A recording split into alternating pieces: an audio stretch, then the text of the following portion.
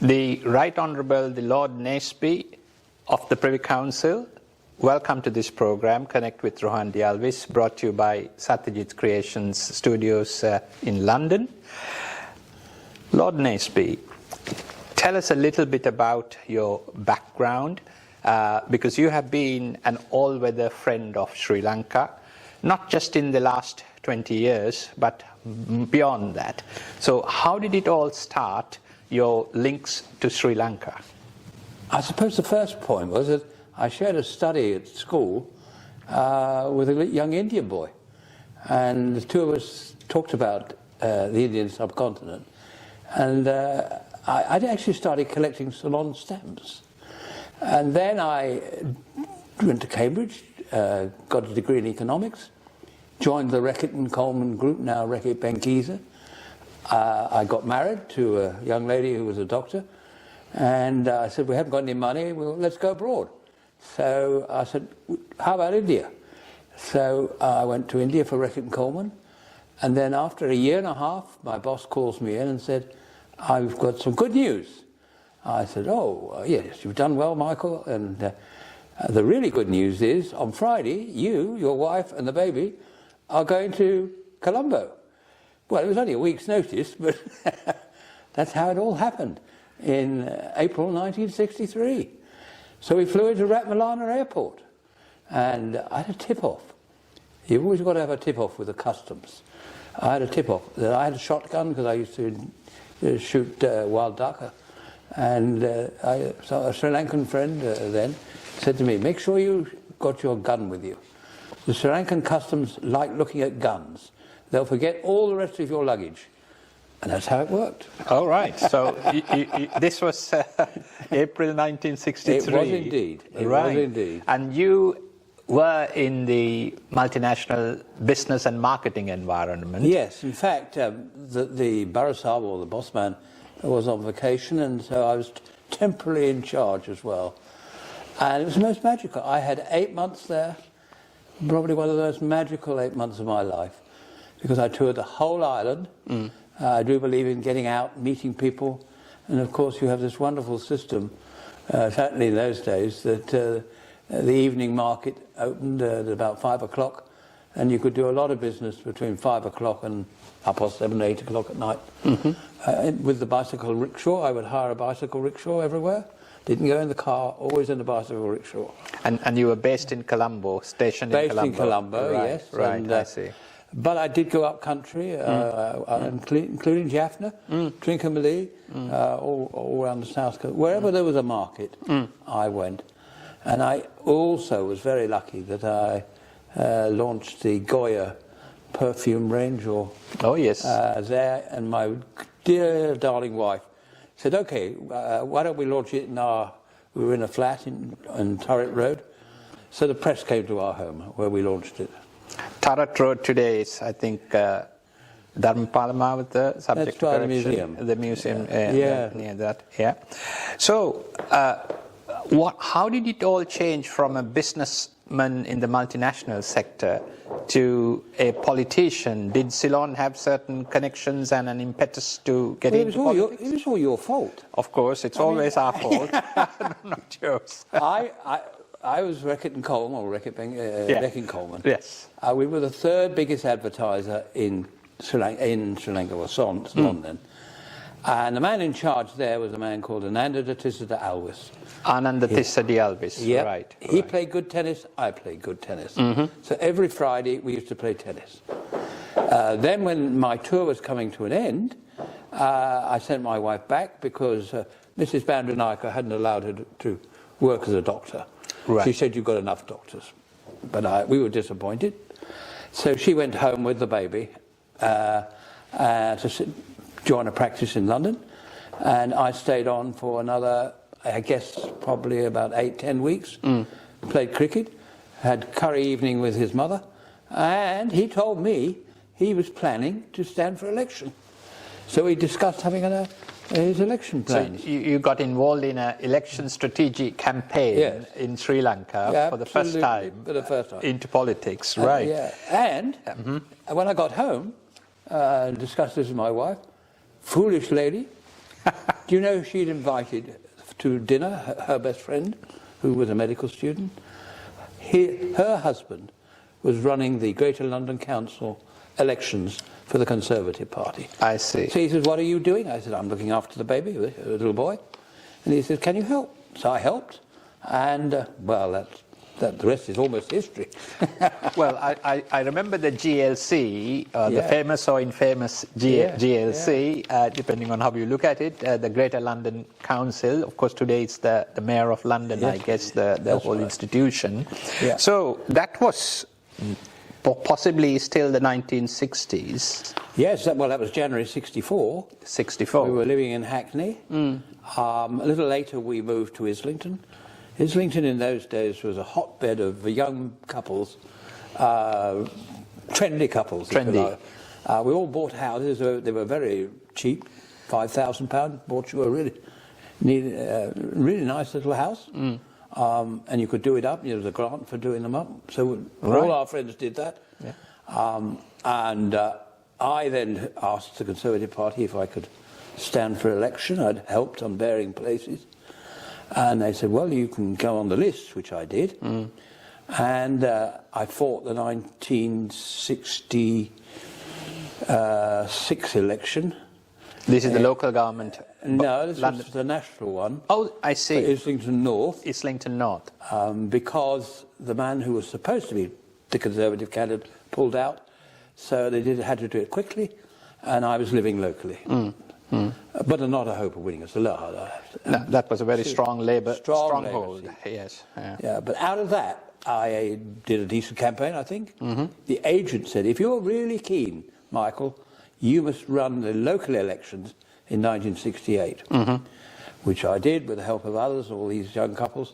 I told everybody they hadn't a hope of winning. They wouldn't have to do anything. We hadn't got a single seat in Islington. Well, there are 60 seats on Islington. We won 50 of them. And you became the council leader, Conservative Party. First ever Conservative leader. And that was and the only ever. Only ever. And that was as Michael Morris. That's as Michael Morris. Right. Yeah. For the benefit of our viewers, especially in Sri Lanka, Lord Naseby is obviously the honorary title. Incidentally, he also is a Sri Lanka Ratna Michael Morris, the Lord Naseby of Sandy. So he's been honoured by the Republic of Sri Lanka with the Sri Lanka Ratna as well, something that I think you have referred to in your book as well. We'll come to that later. So you first entered Parliament in the 70s? February 1974. Which electorate was that? That was for Northampton. Right. I was told, I knew it was a marginal seat because it had been Labour or Liberal all its life. I was told there's not much hope of winning, but you've got a possible chance. So I used the skills I'd learned originally in Sri Lanka and in advertising and marketing. We marched, we campaigned, we dropped leaflets, everything. And I win by 179. Very wafer thin majority. Yeah, very thin majority. Yes. In fact, on the first count, lost by 204. We had a recount, won by 5 or something. Labour boy wants a recount.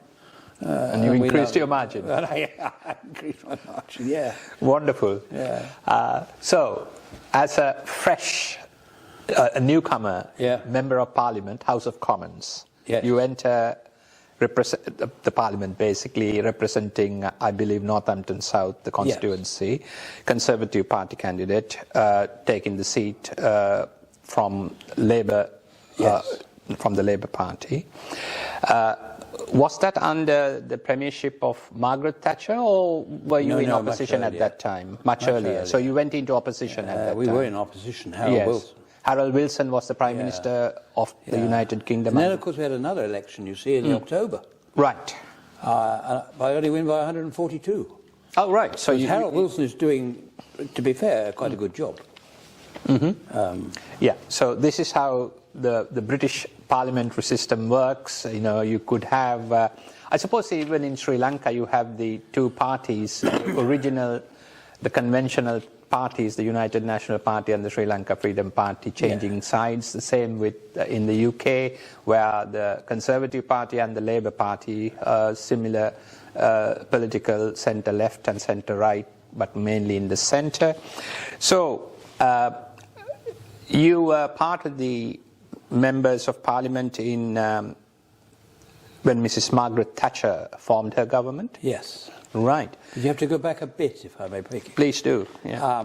When I got to Parliament, there was only really the summer, the first one, February, another election in the October. And that was a matter of finding my way around. But I did make some inquiries as to, are there some different country groups? And I was told, yes, there are. And there's an India group, a Pakistan group, and a Singapore group.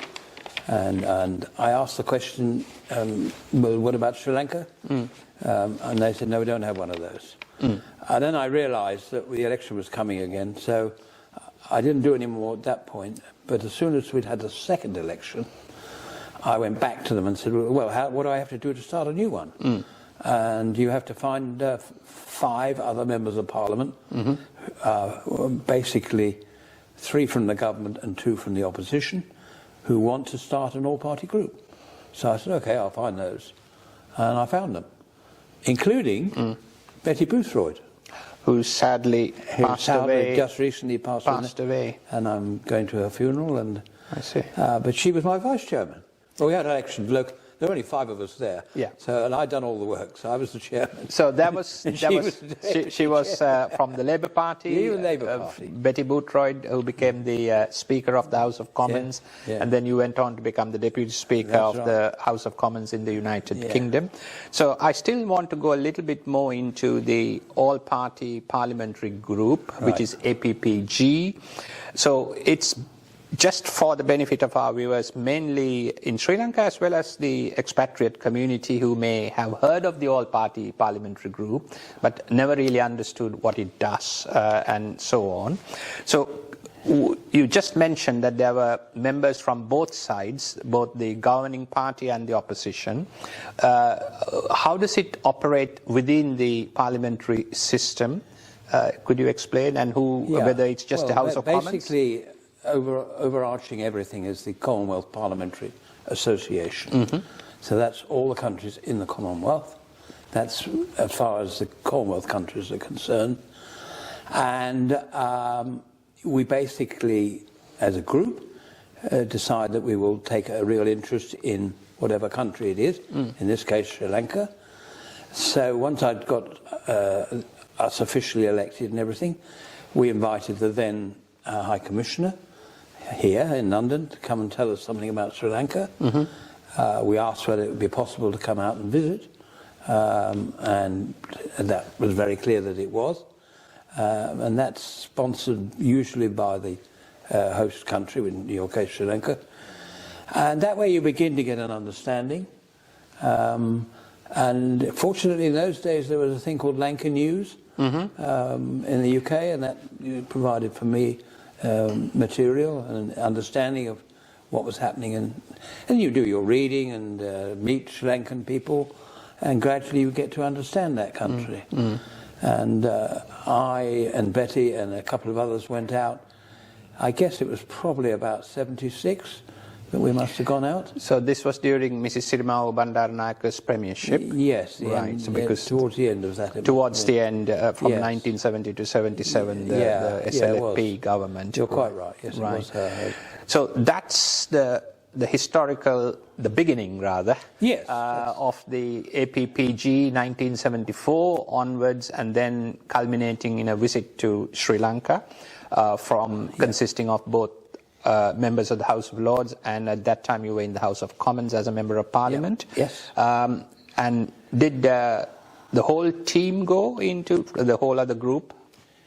I think we were 5 on the first visit. Right, on all 5 that wasn't the original 5, it was certainly 3 from the original 5, and a couple of others that are asked to come as well. And we toured quite a lot of the island. We met all the political parties, we met the Speaker, we tried to get a better understanding of the challenges, and the economy at that point in time was not doing very well.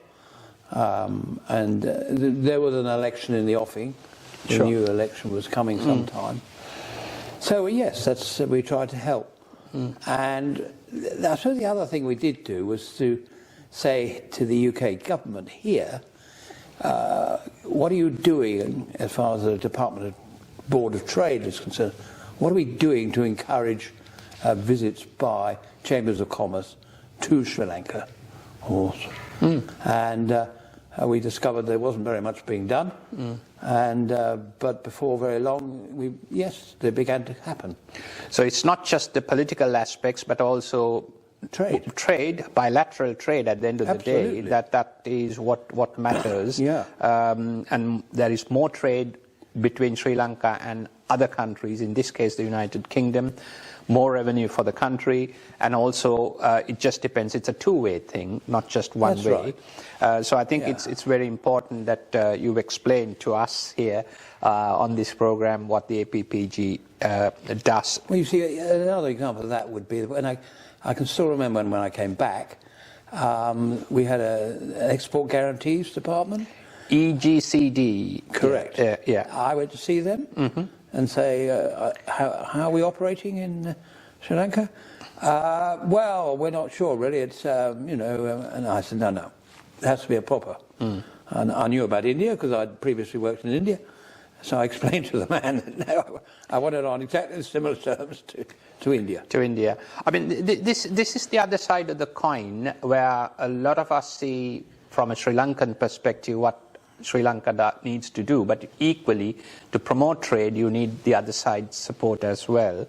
So the export guarantee system works in the United Kingdom just as it works in Sri Lanka as well, and also promoting trade, visits by chambers of commerce, both ways, it's important.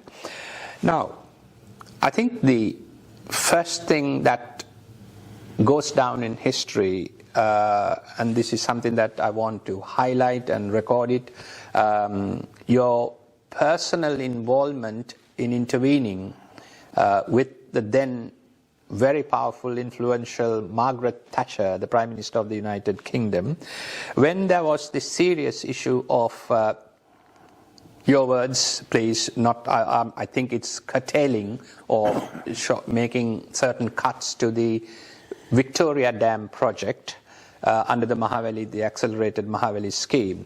Tell us a little bit about what happened, the background, and how you were able to get this back in favour of Sri Lanka. Well, Mr. Callaghan's government, James Callaghan, and I think probably started under Harold Wilson. We have obviously an aid program. Then we have one today. But one of the key elements of that aid program was the Mahaweli Ganga project in Sri Lanka to provide, firstly, power, and I think it was planned that it should produce about a third of Sri Lanka's power at that stage. Hydropower. And secondly, there's the sort of middle area of traditional Ceylon, which was dry, used to be irrigated, and it was to provide irrigation again for that part of Rajarata, North Central provinces. Correct, thank you. So Mrs. Thatcher takes over. Our country is in considerable financial difficulties, and understandably a number of projects are to be cut. I learned quite quickly that this project, which we in England call the Victoria Dam project, was to be cut. So I get hold of her assistant, private secretary type of MP, and I say, I need to see the Prime Minister urgently. And he says, what's it about? And I said, it's about the Victoria Dam. And I explained briefly what it was about. So he says, okay, you can have a 5-minute meeting. So I had a 5-minute meeting with the Prime Minister, and I explained how important it was, firstly to the country, Sri Lanka, and secondly to relations between the two countries. And thirdly, and I'm an economist by training, and she's a business lady, I said, you will decimate our relationship with South Asia, not just Sri Lanka, because I shall make sure there's extensive publicity if it's going to be chopped. She said, oh, right, leave it with me for a week and come back again, Michael. So I went back in a week's time, and she said, right, I've listened, I've made inquiries, and you're right. No, it won't be chopped. We will go ahead with it. And thank you for raising it. And yeah, so we saved it. So that was a great achievement. Well, looking at it from a Sri Lankan perspective for Sri Lanka, because we have the Victoria Dam under the Mahaweli project, which produced or still produces hydroelectricity and then channels the water to the dry zone, so to speak. Incidentally, I think it was Margaret Thatcher who came down to Sri Lanka in the mid-80s to... Indeed, I suggested that to all the people that were involved that it would be appropriate if she was given the opportunity to open it. So she and Dennis did come, and it was wonderful to have them. There's a little story there. Of course we had the elephant. Raja? Yes. Beautiful, beautiful tusker. And he was doing his bit of ceremonial. And Dennis, who was Margaret's husband, was invited to feed Roger with some small bunch of bananas. Unfortunately, Dennis wasn't too conscious of the anatomy of an elephant.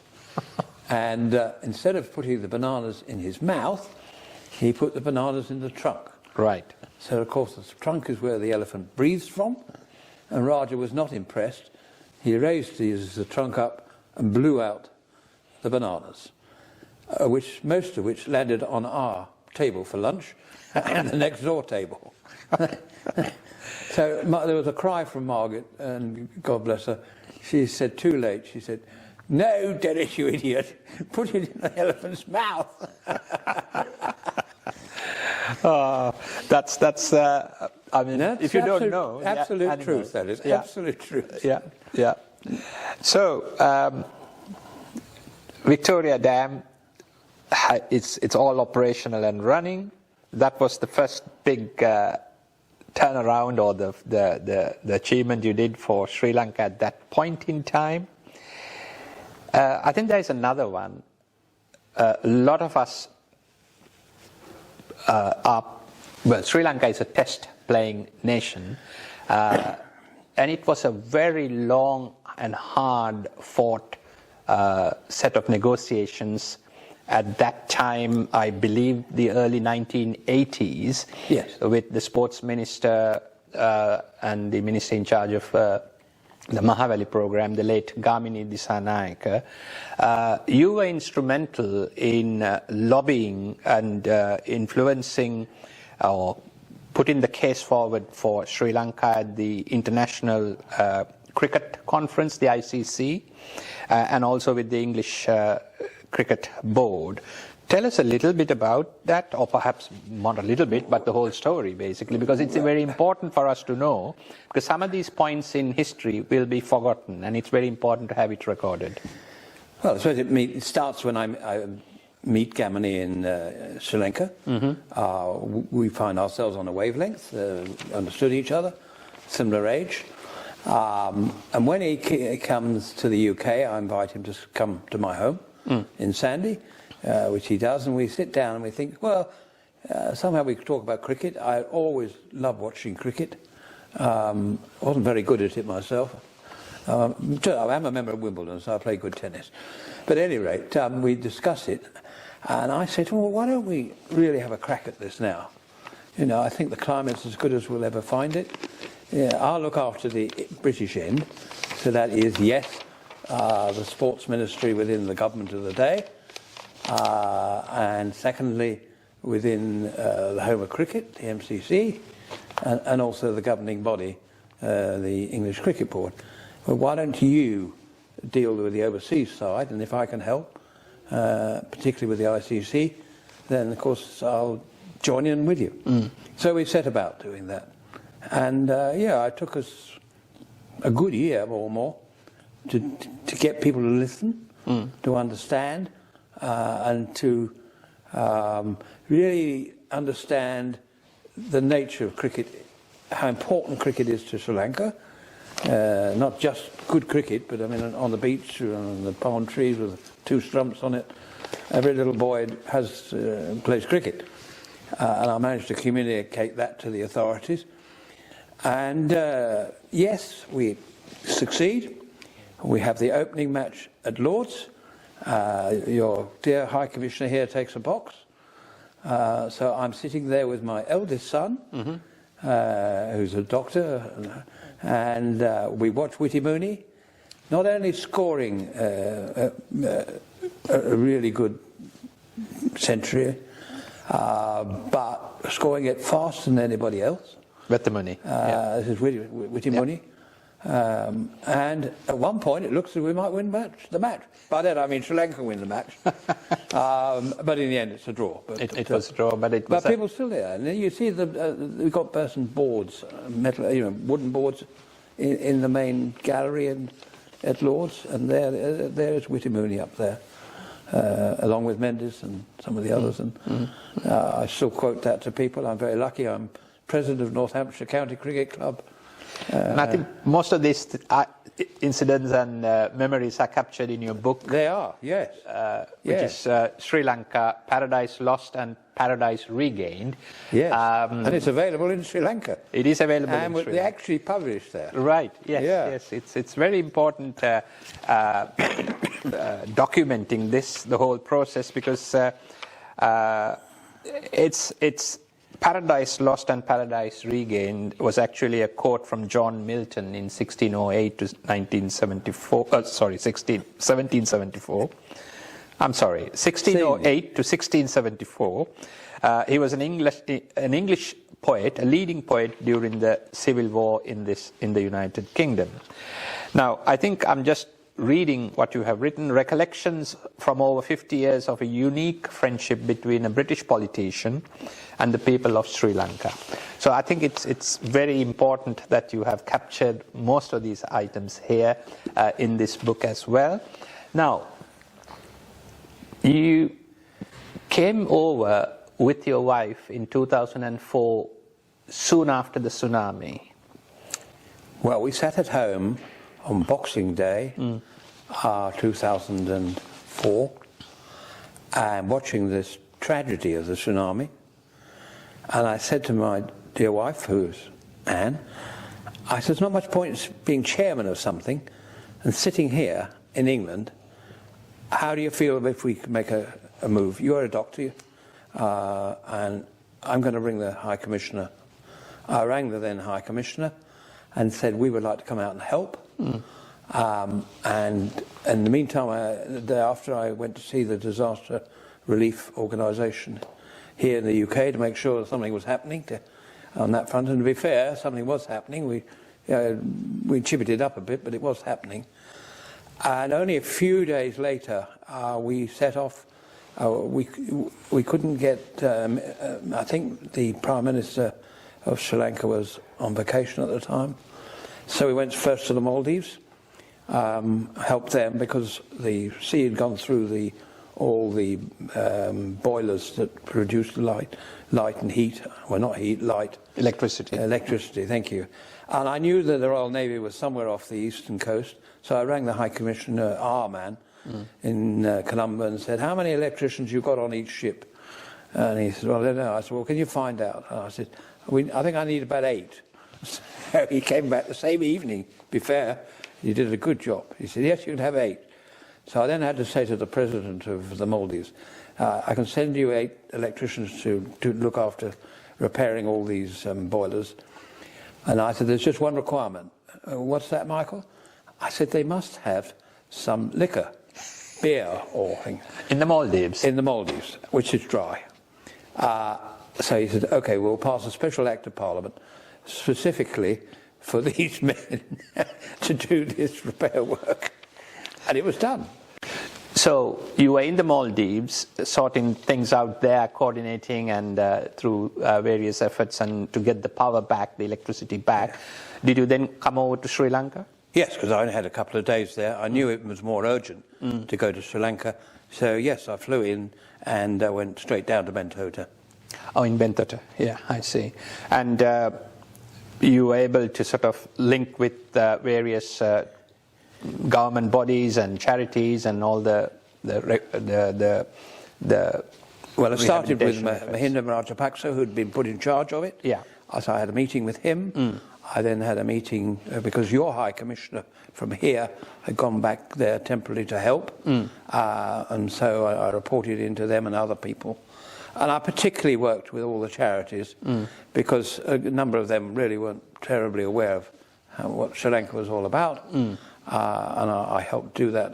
And my wife went and helped as a doctor with the medical side and some of the schools as well. I see. And we stayed, I can't remember exactly, probably about 3 weeks, something of that order.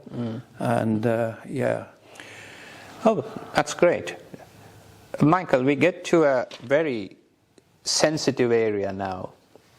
I'm going to say 2009, the end of the civil conflict with the LTTE.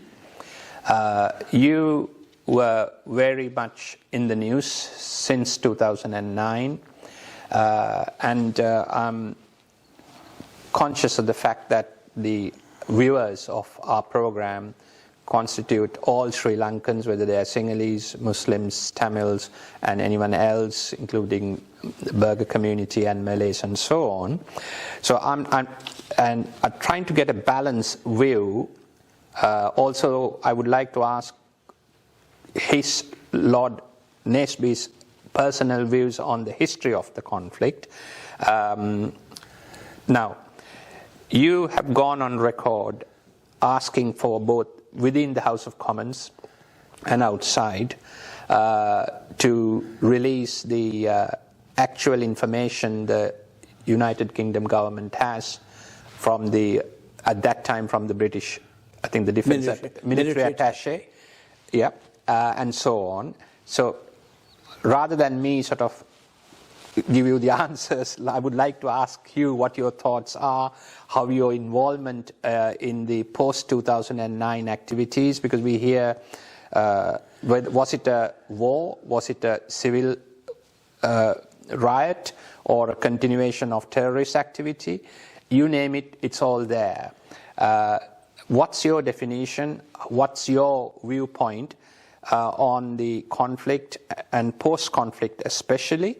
But before you get there, Lord Naseby, if you could tell us, in your own words, the genesis of this problem coming from the post-colonial days, or from the colonial days. I think it starts with when Ceylon was a colony, really, and the UK government of those days had a strategy, not just in Sri Lanka, or Ceylon as it was then, but in other places, that the people who worked for the government would usually be, if there was more than one tribe or more than one community, usually for the number 2 one. That way, the then government, the UK, felt that they would know what was happening, and the majority would be kept in order. That was a colonial strategy. In the case of Ceylon, it was basically the key posts in civil service went to Tamil community. Of course, then you have independence, and you have the Mr. Bananaka and his wife basically saying, well, that's not fair. You know, the Sri Lankan community, basically the Buddhist community and the Sinhalese, and I think to some degree the Muslim community should be represented. And we've got to make it more balanced. So that's where it all starts. Of course, you went through some interesting stages of terrible, really, when you think of some of the uprisings, the JVP uprising. 1971 and 88. Right. And remember, the man in charge there, just in today's terms, was very, very close to Russia. Whether the leader of the JVP today is in a similar situation, I don't know. But that was the situation then. And unfortunately, there was no real harmony between the groups for a long time. And gradually, at varying different times, you've got all sorts of uprisings. Then you had the tragedy of someone comes along called Mr. Prabhakam, who was really not interested in working with anybody else. He's a zealot, really, and you do get them, not just in Sri Lanka, you get them elsewhere in the world as well. And gradually he's taking over power and removing all the moderate Tamil leaders, and there were some very good ones.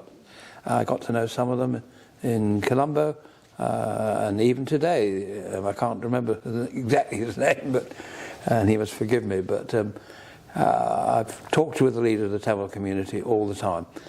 But he took it over, and we had then we had an intervention from India. You'll recall when India, just as we being Sri Lanka, had got a situation where the LTTE were in a pocket in Jaffna town, in effect, and just around. India stepped in and said, no, we can't see our Tamil brethren being obliterated, and threatened to invade. And in effect, then we had the Indian task force come in.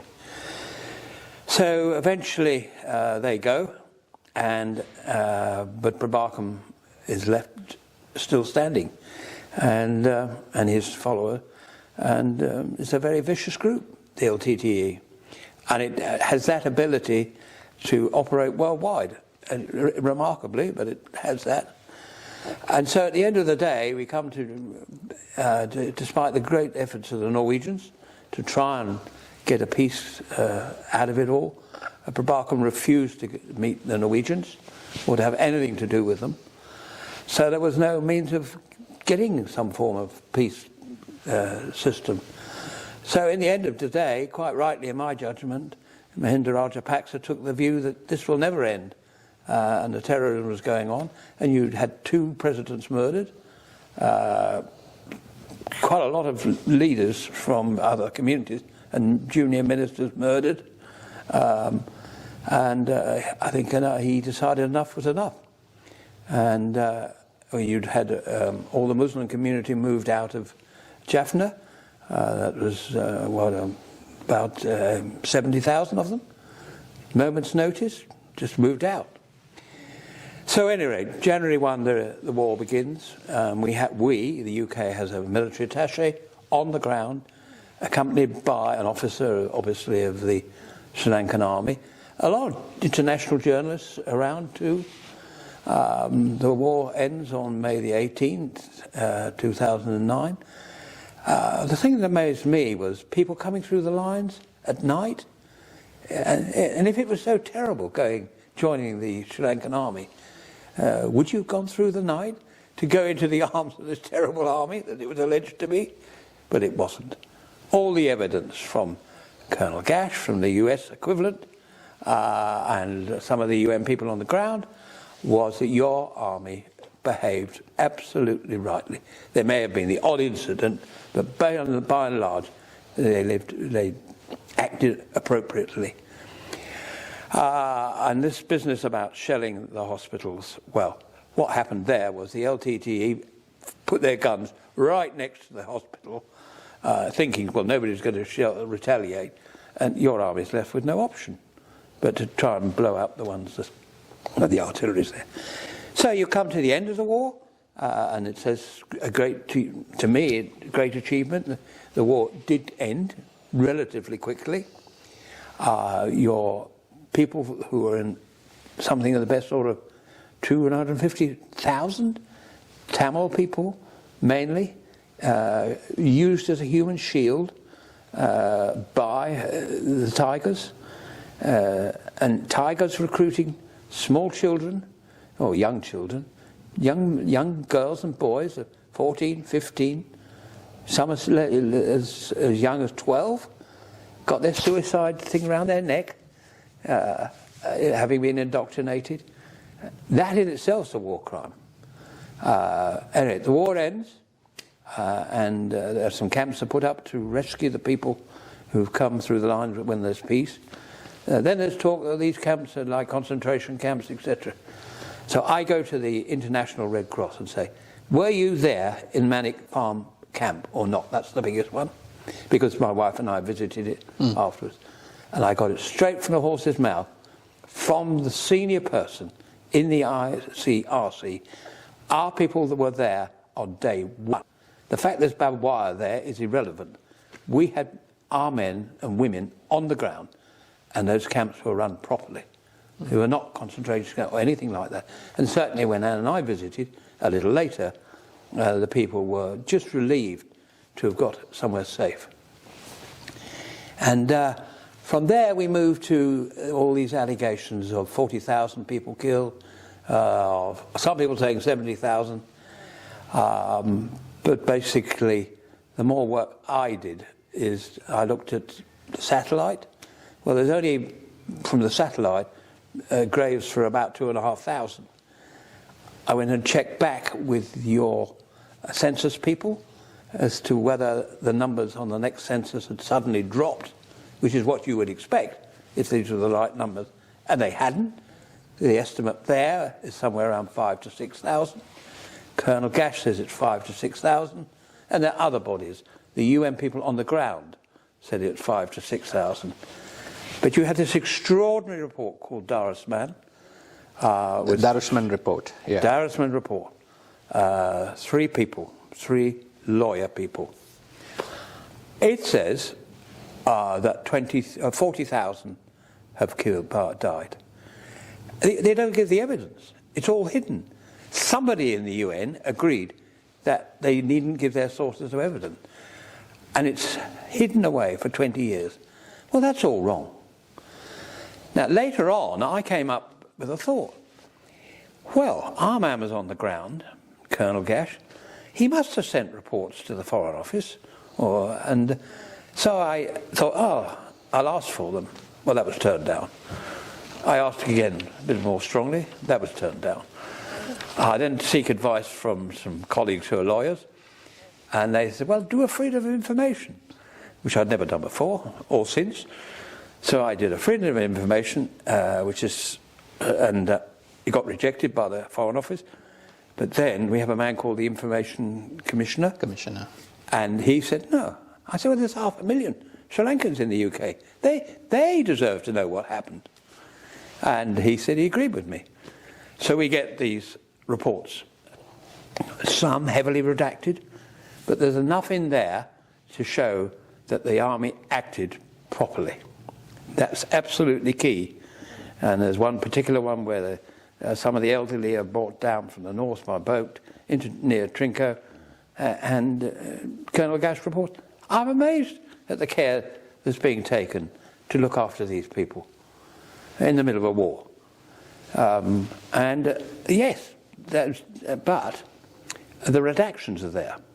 So now you have this inquiry set up, wrongly in my judgment, but they've set up in Geneva into alleged war crimes. And I think to myself, well, I'm sure our government must have sent Colonel Gash's dispatches. But then, of course, I inquire because I'm never quite sure how sure I am. No, they haven't. And I said, why haven't we sent them? Well, because they haven't asked for them. I said, come on, that's ridiculous. You know, we're chairing this, and you haven't sent them. In any case, you ought really to send the unredacted ones, so that you can see a whole. And there's about 50 pages of them, but they're still not sent. And now I'm told, well over 12 months ago now, that there was no independent witness. So you have to keep chipping away. I think it's important from the point of view of the legal process is concerned, even whether it's Geneva or any other court which is inquiring into these allegations, to hear both sides. I think so. Audio altram partem, hear both sides, and also the evidence. Because at the end of the day, whether they are documentary evidence, statistical evidence, witness evidence, they have to come out, put forward out in the open. And I heard all of what you said. I'm not taking a position on this. It's very, very clear. And there might be even speakers or people who may want to come on this program and talk about the overall situation. But from the point of view of a balanced channel, it's very important for us to say that as Lord Naseby highlighted, the evidence must be put forward for any allegation to be substantiated. Now, why is it that the United Kingdom government has not, perhaps the wrong word, volunteered with the evidence, or why is it the other side of the coin? Why is it not that the Sri Lankan government has requested that information from the United Kingdom government through official channels? Whether it's your official answer or your private personal answer, we would like to know. Well, I don't know exactly what the Sri Lankan government has asked in relation to Colonel Gash. You did have the Paragama report. Paranagama report, yeah. A good report, balanced. Sadly, Sir Desmond de Silva, who was a leading lawyer, who was really central to the problems that we had in Northern Ireland, and he'd worked hard as the main catalyst there to bring peace and take it forward. Sadly, he's no longer with us. A huge loss, really. But he was part of Paragama. I think if I had a critical point to say that it's not been built on at the time, it should have been built on more than it was built on as a report. And now, I mean, I now have to think to myself, do I get another freedom of information go? I don't know. I have to think about that. Timing in life is always very important. Absolutely. What I do think is good, and I think it's beginning to happen now, I've been talk about a Truth and Reconciliation Commission. Yeah. We've seen the help that South Africa got from one. We see what happened in Colombia, and it's worked there. Sri Lanka is an absolute number 3 in my judgment. It has to be done internally with good top lawyers and good people you can trust, but it's done internally. Yes, the scope of it, I think, would be helpful if it was agreed internationally what the scope was. But I think that's going forward now. That is very, very important. It should have started earlier, in my judgment, but it's, we are where we are. And I think as you come out of your difficulties, the whole issue will never go away unless we have something like a Truth and Reconciliation.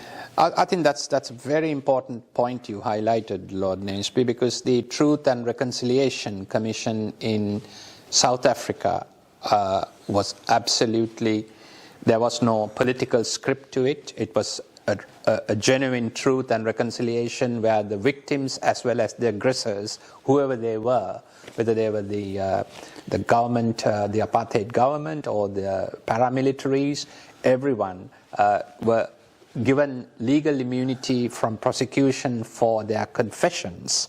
But if crimes were committed, it was up to the criminal courts, in this case in South Africa, to prosecute them. So I think the Sri Lanka government currently, from my last interview with the Foreign Minister of Sri Lanka, Ali Sabri, and subsequent visits, etc., to South Africa, I understand that the Truth and Reconciliation Commission of South Africa type, similar to that, is to be implemented, and I believe President Ranil Wickremesinghe mentioned recently as well in one of his addresses to the nation. So, sadly, Sri Lanka has been in the international news for all the, I would say, for the wrong reasons. Somebody who may not agree with me will say for the right reasons. But let me finish. So Sri Lanka has been in the news for all the wrong reasons, especially in the last year, where we had serious economic problems, economic instability, leading to political turmoil. The incumbent president at that time was duly elected by the people, the majority vote, had to resign, and through the parliamentary process, a new president has been elected. Constitutionally, that's the right approach. whether or not the President has had a people's mandate, a one-to-one vote, is immaterial, because he is simply concluding the remainder of the term of the original mandate given by the people. Now, how do you see the current progress or the lack of progress that Sri Lanka is making since the political and the economic crisis came about? Well, the crisis is still there, really, I think. You've got IMF backing now, but we're still dependent on getting clearance, as I understand it, from China and India on the methodology of looking after, in a sense, looking after their interests, since they've loaned you huge sums of money. I think that's problem number one. Problem number two, which has been addressed now, is that we need desperately for the tourists to come back. Because you are a beautiful country. What a wonderful place to go to in the world. And everybody I know who's ever been thinks it's a wonderful country, and it is. So we need to work hard to promote that. And there have been a couple of quite good articles in the UK press, but I'm an ex-advertising man. You tell people 10 times, they may hear it. You tell them once or twice, it disappears. So the drum is not hitting hard enough. You've got to sell with enthusiasm and commitment. Let's have somebody take a trip on the railways. Let's see that produced on a TV job. You know, there are opportunities there. But you're a little slow, frankly. Well, it's for the Minister of Tourism in Sri Lanka. I'm sure if he's watching, he will take note of it. And I want to see our Chambers of Commerce coming out. Let's have somebody from Sri Lanka getting hold of Northampton, Leicester, Birmingham, Manchester, or wherever. Chambers. Yeah, get hold of them and say, come on out. Well, thank you for all your input, and it has been an interesting conversation, and understanding your thoughts, especially from somebody, a politician in the United Kingdom, with a background, a backstory in Sri Lanka, and rather than from the point of view of the United Kingdom alone. So thank you again, Lord Naseby, Michael Morris, Sri Lanka Ratna, as you are honoured in Sri Lanka, but Lord Naseby of the Privy Council. Thank you for sharing your time and your thoughts and overall content with us today. Been a real privilege. Thank you. And I long to come out again. I came out a year ago, and I want to come out and do my little bit to try and tell people that the normality is coming. Very good. Thank you very much. Really appreciate it, sharing this time with us. Thank you and goodbye.